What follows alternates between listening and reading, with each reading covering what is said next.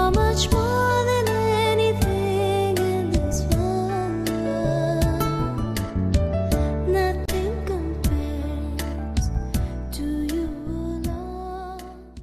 बहुत से बात के हमनी के सीखत आवत हैं। जब परमेश्वर आशीष दी हैं का के आशीष दी हैं जे परिश्रम करेला उनके आशीष दी हैं। परमेश्वर ऊंचा करी हैं का निश्चय ऊंचा करी हैं। केकरा के ऊंचा करी हैं जे अपना काम में निपुण बाटे वो आदमी के ऊंचा करी हैं। रउआ के उन्नति करे के बा सबसे पहले विश्वास करे के बा केकरा ऊपर? परमेश्वर के ऊपर विश्वास करे के बा। एगो सच्चा आत्मिकता के साथ में जौन काम रउआ के दिहल गइल बा निपुणता से करे के बा सीखे के बा। सीखे के बाद परिश्रम करे के बा, समर्पण के दिखावे के बा। जौन काम रउआ परिश्रम से सीख के करीला उ काम निपुणता और उत्तमता से भरल रहेला। रउआ निपुण होके गुण के पा करके निपुणता से गुण के साथ रउआ अपना जीवन में काम करब त का होई बताई? उन्नति पाइब, आशीष के पाइब। कृपया सुनी, दाऊद के उनकर पिताजी उनके एगो जिम्मेदारी दिहले। का जिम्मेदारी? भेड़ के चरावे के। भेड़ के चरवाहा। सामान्य रूप से हमनी के माता पिता का कहेलन? सुनो बेटा एगो और मौका देब जा। अगर इस साल तू 10th क्लास ना पास भइब तब भैंस खरीद के देवे के जाके भैंस रही। ऐसे कहलिन जना। हमार मम्मी भी हमसे यह कहले रहली। का कहली? 2 भैंस खरीद के देवे के ओके चरा के जीवन बितैह। यानी समान रूप से भैंस के चरावल या भेड़ के चरावल इस सामान्य रूप से हमन देखे लीजा कि हाँ जब बच्चा ना पढ़ेलन त एक काम के देवे के माता पिता इसे कहत रहले। यदि रउआ अब दाऊद के देखब त एगो उ चरवाहा रहले, भेड़ के चरवाहा। घर के और कोनो भाई भेड़ के निखन चरावत, उ सब अच्छा से नौकरी करत हवन जा। कृपया ध्यान दें जा, दाऊद के बड़का भाई नौकरी करत रहलन जा। कौन से नौकरी? आर्मी में नौकरी, सेना में वो लोग नौकरी करत रहे, सरकारी नौकरी रहे। बाकी दाऊद के उनकर पिताजी कुछ भेड़ के दे के इनके चरावा कह के भेजले। तब दाऊद भेड़ के चरावत रहले। उनकर काम छोट काम रहल। उनकर काम भेड़ के चरावल रहल। उनकर काम एगो नौकर के काम रहल। बाकी ध्यान से देखी त वो छोट काम करते रहले, फिर भी भेड़ के चरावत रहले, फिर भी नौकर जैसे काम करते रहले। बाकी विशेष श्रद्धा वो काम में वो देखौले। आज रउआ कौन काम करत हैं? छोटा काम करत हो खब, लोगन के नजर से दूर, लोगन के पहचान से दूर काम करत हो खब। रउआ जवन भी काम करी ओकरा के श्रद्धा के साथ करत हैं कि ना? देखे वाला वो ऊपर हमें परमेश्वर ओके देखत हमें। ये बात के जन भूली। एगो चरवाहा के रूप में वो एगो नौकर के काम के करत रहले। परमेश्वर दाऊद के देखत रहले। वो का काम करते रहले बताई? जब चरवाहा के काम करते रहले तब अचानक एक भालू आ गई है। दाऊद ओकर सामना करके ओके मार दिहले। वो जौन काम करत रहले ओके बड़ा सावधानी से वो करत रहले, विशेष समर्पण के साथ करत रहले। एगो वो चरवाहा ऐसे समय में अचानक शेर और भालू उनकरा भेड़ पर अचानक आके हमला कैला से दाऊद का करते रहले? लड़किन से बात करके बैठल रहले का? चैटिंग करत रहले का? सोशल मीडिया में बिजी रहले का? ऊ का करते रहले? प्रिय हम पूछत हई भाईजी रउआ का करतनी सुबह से शाम तक? बहन का करते हई सवेरे से सांझ तक? भाई और बहन लोग नौकरी कैला के जगह में का करते हई? परिचय रउआ बढ़ावत हई, वहाँ रउआ प्यार मोहब्बत के चलावत हई, अनावश्यक स्नेह और बंधन के स्थापित करत हई और वहाँ अपना जीवन के नाश करत हई। सुनी, दाऊद रौरी समान ना रहले। वो अपना काम के श्रद्धा के साथ करत रहले। परिश्रम से वो अपना काम के पूरा कैले। अपना भेड़न के वो अपना आंख के पुतली के जैसे देखले। यही से दाऊद एक ओर खाली ना बैठ के वीणा बजावे वो सीख लिहले, दूसरी ओर गोफन चलावल भी वो सीखले। एक दिन अचानक से हमला कैलस भेड़ के ऊपर में। अचानक आके हमला कैलस तो का दाऊद भाग गेले? वो भाग गेले का? दाऊद प्रेम में पड़ गए। प्रिय केकरा प्रेम में पड़ गए? भेड़न के प्रेम में पड़ गए। हम बतौले रहली ना, रउआ जेकरा खातिर प्रेम करब उसे परिश्रम करब। यही से जौन काम करीला ओके पसंद करी। हम परमेश्वर की सेवा के पसंद करीला। परमेश्वर जौन कलीसिया के दिले बना ओकरा के हम बहुत प्यार करीला। यही से कलीसिया के रखवाला के रूप में कितनो कष्ट होके भी वो हमके कष्टदायक ना लगल, काहे कि एके हम अपना पसंद से करत हई। रउआ अपना घर के बनावल पसंद करब तो ओके अच्छा से रउआ बनाई, अपना नौकरी के रउआ पसंद करब तो ओके अच्छा से करब। दाऊद के दिहल गईल काम के ऊ पसंद से कैलन, यही खातिर से उनके कष्ट न लगल। एक दिन शेर और भालू अचानक कैला से ऊ का कैले जानत हई, जान के परवाह कैला बिना वो शेर के वो भालू के उफाड़ दिहले। यानी दाऊद के जवन काम दिहल गईल ओके जान से चहले। समझ में आयल रउआ के? उनके कौन काम दिहल गईल है? चरवाहा के। चरवाहा के काम उनकरा भाई के का काम मिलल? आर्मी में काम करत रहले। आर्मी यानी सेंट्रल गवर्नमेंट के जॉब ह। भाई लोग तो आर्मी में काम करत रहले। उनकर पिता दाऊद के चरवाहा के काम दिहले। दुखी ना भइले, रोले नाही, काहे हमार जीवन ऐसन हो गई, हम का काम करत हई, यह हमके करे के बा का? बहुत छोटा स्तर के काम है ई। आज रउआ जवन काम भी करत हई रउआ दुखी मत होखी। वो काम के रउआ अपना पूरा सामर्थ्य से करत हई का, ई जरूरी बाटे। भालू आके, शेर आके अचानक उनकरा पर भेड़ के ऊपर नहीं प्रिय बाकी मेमना के ऊपर हमला कैल। शेर आके केकरा ऊपर? भेड़ के बच्चा के ऊपर। देखे के आए सामुएल के पहला किताब। विश्वास योग्य रहे के बा, निपुण होके रहे के बा, सीखे वाला होके के बाटे, नम्रता होके के बाटे। आज हम एगो बहुमूल्य पाठ के सिखावे जात हई। पहला सामुएल 17:34। दाऊद साउल से कहले, तो हर दास अपना पिता के भेड़ बकरी चरावत रहले, और जब कोनो सिंह या भालू झुंड में से मेमना उठा लेते रहे, मेमना कहा भेड़ नहीं, भेड़ के नहीं, मेमना के उठा ले जाते रहे, तब हम ओके पीछा करके ओके मारत रहली और मेमना के ओकरा मुंह से छुड़ावत रहली। और जब ऊ हमरा पर हमला करत रहे तब हम ओकरा केस के पकड़ के ओकरा के फाड़ देते रहली। तो हर दास शेर और भालू के मरले हमें, और ऊ खतना रहित पलस्ती उनकरे समान हो जाइए, काहे कि ऊ जीवित परमेश्वर के सेना के ही ललकर ले बाने। सुनी, जौन काम उनके मिलल है ओके बड़ा श्रद्धा के साथ करा। तू भेड़न से ज्यादा अपना जान से प्यार कैले, अपना प्राण के दाव पर लगा करके जाके मेमनन के बचाए वाला दाऊद के देखले रहे? ऊपर से परमेश्वर देखले। बाइबल बतावेले यीशु मसीह भेड़न के अच्छा चरवाहा हमें। अच्छा चरवाहा अपना भेड़न खातिर प्राण देवेला। वो गुण हमनी में केकरा में दिखाई देता? दाऊद में दिखाई देता। ओके के देखल? परमेश्वर देखले। फिर का आशा कैले? तोहरा के भेड़ के रखवाला बन के नेके रह के, तोहरा के हमरा देश के रखवाला बने के बा। का समझ में आइल रउआ के? राउर करे वाला काम छोटा हो सकेला, बाकी रउआ ओके कैसे करत हई? परमेश्वर देख के ओकरा के खुश समय ऐसे करत हई का? उहे त रउआ के उन्नति की ओर लेके जाला। दाऊद के दिहल गईल छोटका काम ओकरा के वो उत्तम मूल्य के साथ कैले। ओके परमेश्वर देखले। उ कोनो समय नौकर रहले, चरवाहा रहले, भेड़न के चरावत उ का सिखले? वीणा सिखले। यही से उ कहाँ आइले? साउल के जब दुष्ट आत्मा पकड़ल, दुष्ट आत्मा जब साउल के सतावत रहे त जब वीणा बजावेला के जरूरत पड़ल त के मिलल उनके? दाऊद मिलले। दाऊद के जब लियावल गईल और दाऊद निपुणता से जब बीड़ा बजावे लगले तब का भइल? साउल में के दुष्ट आत्मा उनमें से निकल गई। सबसे पहले एगो चरवाहा रहले, अब अद्भुत रीति से बीड़ा बजावे वाला वादक हमें।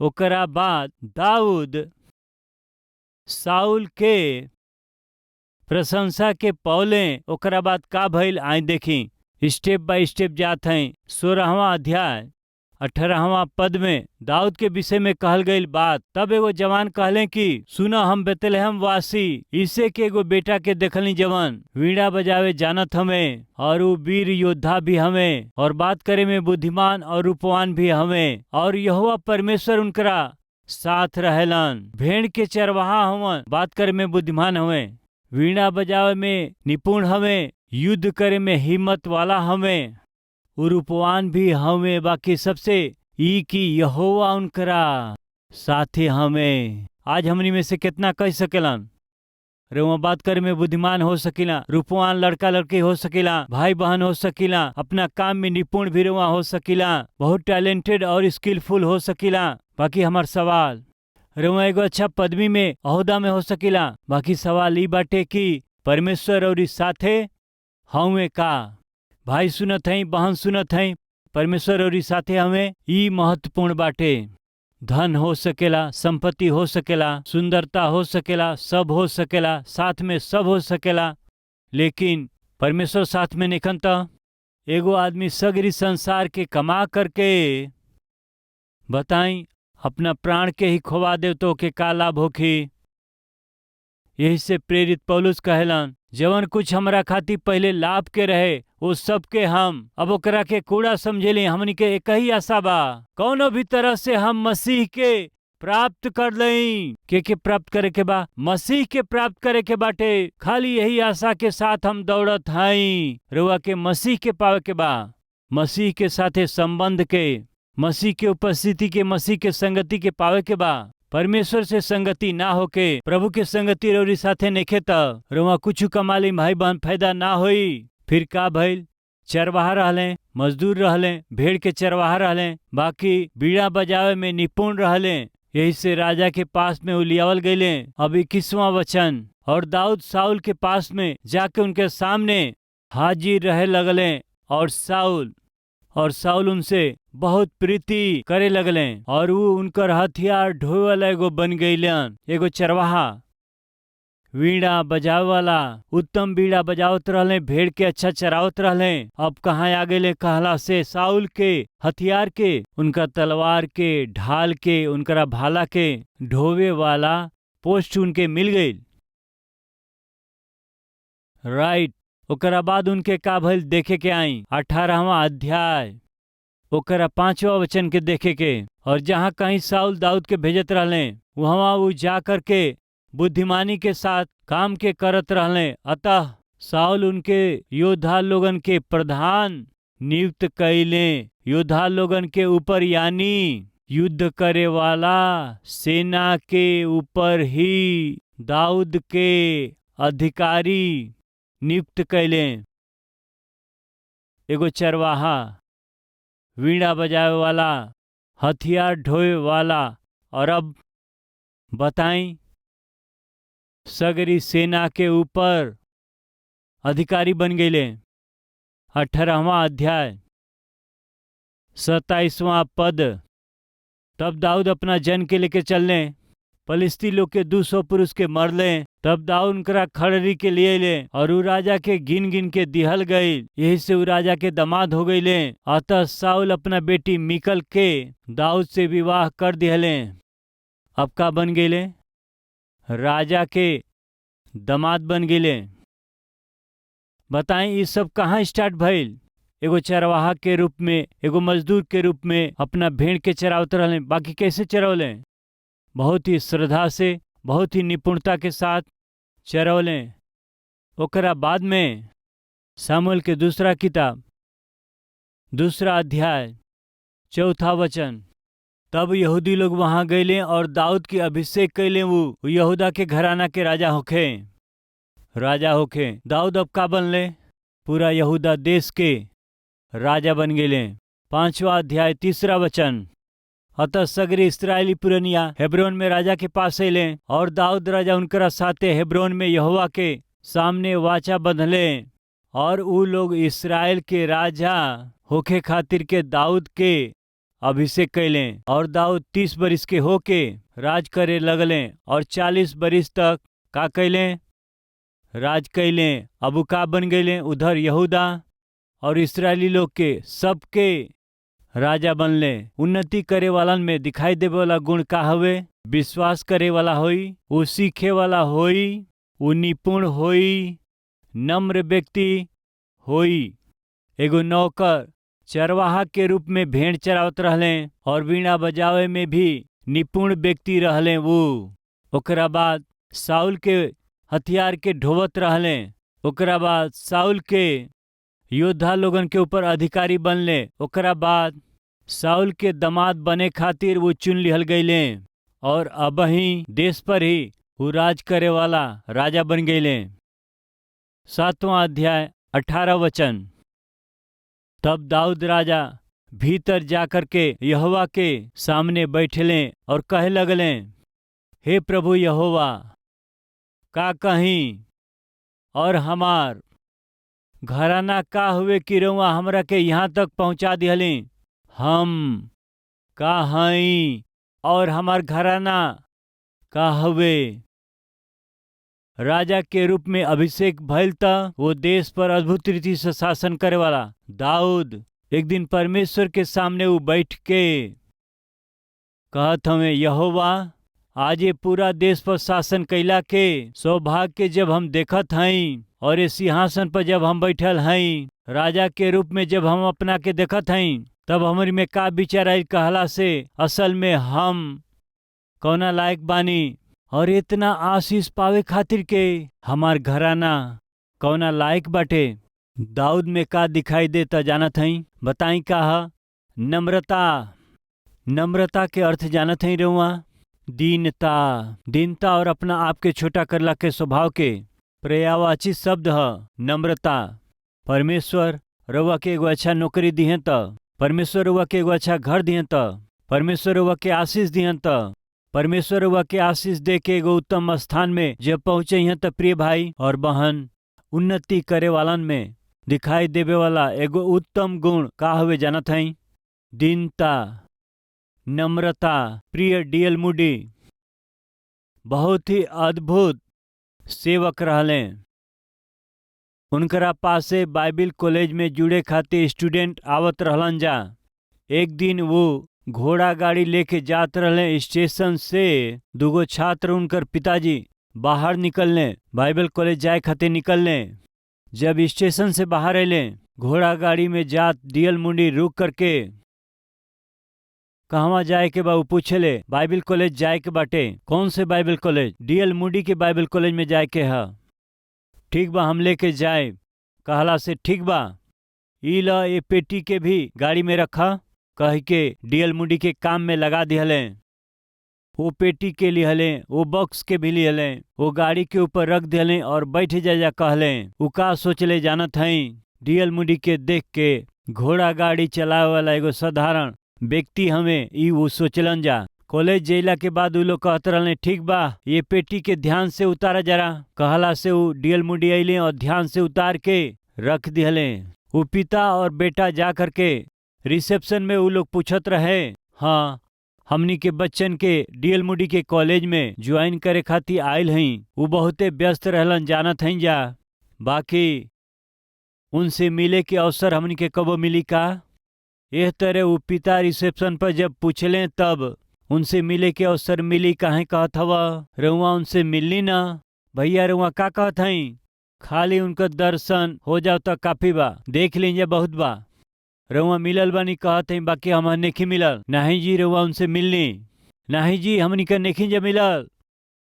जे रउरी पेटी के उठावल और रउआ के घोड़ा गाड़ी में बैठा करके रउआ के लेके अलन, उ औरी केहू ना, डीएल मूडी हमें। वो बात के सुन के वो पिताजी और वो लड़के अचंभित भइले। महान लोग कैसे महान बनेला रउआ जानत हई का? वो केतनो महान भी बन जाओ न, उन्हन लोग में का रहेला जानत हई? नम्रता रहेला, दीनता के स्वभाव रहेला, दीनता रहेला। लेकिन आज बहुत लोगन में आज दीनता के स्वभाव नहीं खे। थोड़ा अच्छा कपड़ा पहन ले तो बस बहुत ही घमंड करे लागेलन। एगो बाइक खरीद ले तो बस वो बाइक के कई चक्का में वो चलावे लागेलन, 2 चक्का इस्तेमाल ना करेलन। ई लोग कार खरीद लेलन तो बस फिर जमीन में ना चलेलन। बाटे का के हो यहाँ पर? प्रिय भाई और बहन लोग, उन्नति करे वाला कितना भी उन्नति कर ले, परमेश्वर के साथ रहला से उनकरा में का रही? नम्रता, दीनता, दीनता के स्वभाव रही। प्रिय दाऊद उनकरा जीवन के अंत तक ओकर रक्षा कैले। जे अपना आप के ऊंचा करेला परमेश्वर ओके का करेलन? नीचा करेलन। जे अपना आप के दीन करेला परमेश्वर ओकरा के का करेलन? ऊंचा करेलन। परमेश्वर के जरिए ऊंचा कैला के आशा करत हई का? परमेश्वर के जरिए आशीष पावल चाहत हई का? राउर जीवन बहुत खातिर आशीषदायक के रूप में बदले के चाहत हैं का जौना स्थिति में बानी ओकरा उत्तम स्थिति में ऊंचा कल जाए के बा। यदि ऐसा आज रउआ सोचत हैं तो फिर विश्वास योग्य बनल रही, सीखे वाला रउआ बनल रही, निपुण व्यक्ति रउआ बनी, अपना जीवन में नम्र बनल रही। ऐसे अनुग्रह चाहे कहे वाला हमारा साथे मिल के प्रार्थना करे।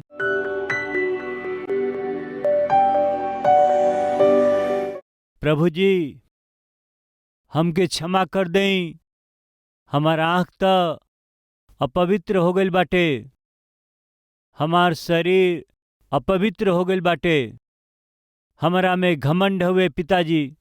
वचन सुनला पर भी ना बदलला के स्थिति में हम हैं पिता। अपना परिवार के बना नहीं पावत, अपना पत्नी से प्रेम नहीं कर पावत, अपना बच्चन के भय भक्ति में रौरी नहीं बढ़ा पावत। पिता हमरा के क्षमा कर दे। हमार कमजोरी का हवे हम जानत हई, हमार कमी का बाटे हम जानत हई, हमार पाप का बाटे हम जानत हई, हमार गलती का हवे हम जानत हई। जानबूझ करके हम फिर से पाप करत हई, हमके एकरा से छुटकारा चाही। इस सगरी कमजोरी में से हमरा के छुटकारा चाही हे पिता। हमरा के छुड़ाई हे पिता, हमरा के क्षमा करी हे पिता। हमरा के सिर से लेके एड़ी तक अपना लहू से हमरा के धो के शुद्ध कर दें हे पिता। हमके पवित्र कर दें हे पिता। पिछला पूरा महीना में संभल ली और ये नया महीना में भी हमरा के पहुंचा दिहली हे पिता। और आगमन बहुत करीब बा। ये अंतिम दिनन में और अधिक रौरी कलिसिया के रूप में इकट्ठा भइला के अनुग्रह हमनी के दें पिता। अनाज्ञाकारी आत्मिकता के दूर कर दें, आज्ञाकारी आत्मिकता के रउआ दें हे पिता। राउर सेवा करत ही, रौरी सुसमाचार के प्रचार करत ही, रौरी गवाह के रूप में हमनी के जिए के अनुग्रह दे दें हे पिता। रौरी सेवक के रूप में रउआ खातिर जौन कर सकिला करे खातिर अनुग्रह दें। कलिसिया के रूप में हमनी के जौन कुछ करे के बा उ सब कुछ कैला के सौभाग्य हमनी के रउआ दें। ऐसन जीवन जियला के सौभाग्य हमहन के दें। यीशु के नाम से मांगत हैं पिताजी, आमीन।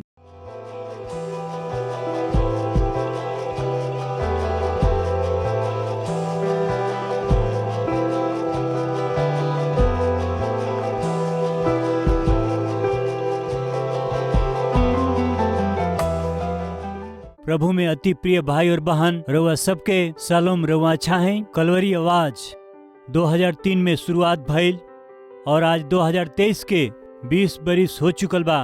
प्रिय रउआ ये टीवी प्रोग्राम से प्रेम कैली, प्रोत्साहित कैली, प्रार्थना कैली और उतने नहीं अपना भेंट के जरिए रउआ सब मदद कैली।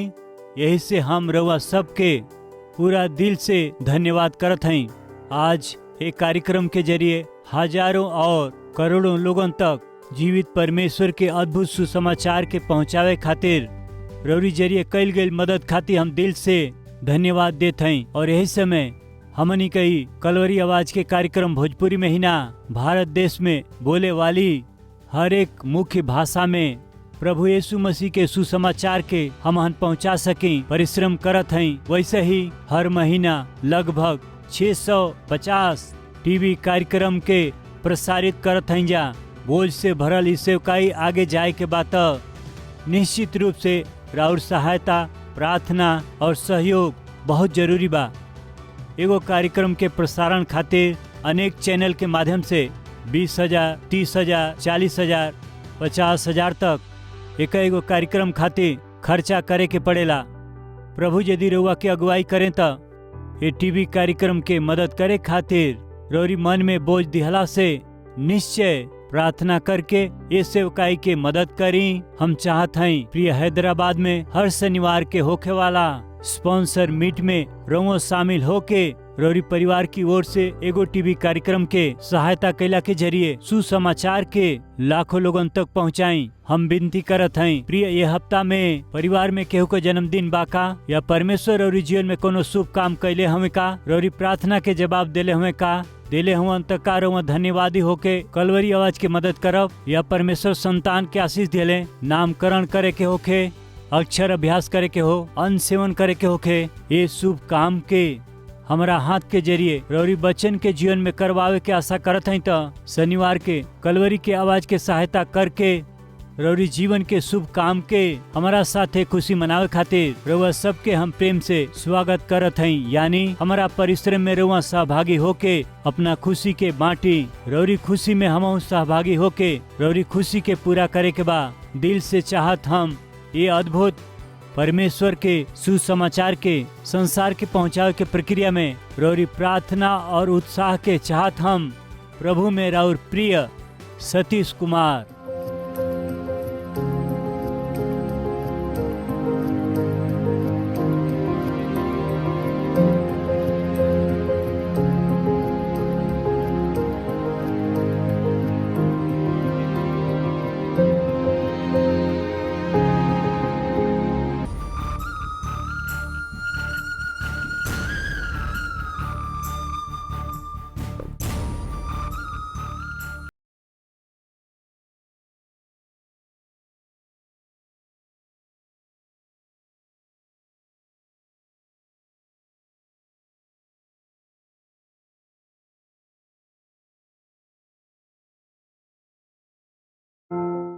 हमार पता बा Calvary post box number 30 Kukatpally Hyderabad 72।